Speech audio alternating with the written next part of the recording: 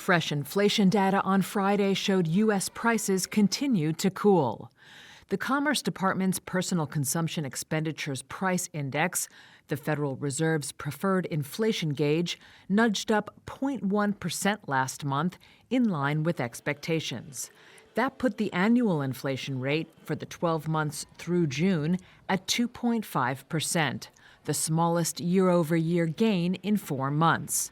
The Federal Reserve has raised borrowing costs to slow the economy and bring the inflation rate down to its annual target of 2%. Its goal is to orchestrate a so-called soft landing, in which inflation cools, the job market remains relatively strong, and the country avoids a severe downturn, such as a recession. And the consensus is, so far, so good.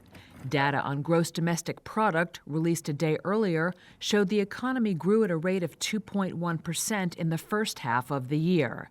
That's half the pace of the prior 6 months. GDP has cooled in part due to a slowdown in consumer spending, which accounts for more than 2/3 of economic activity. And yet the job market remains relatively resilient. All of this combined has put the Fed on a path to start cutting interest rates as soon as September.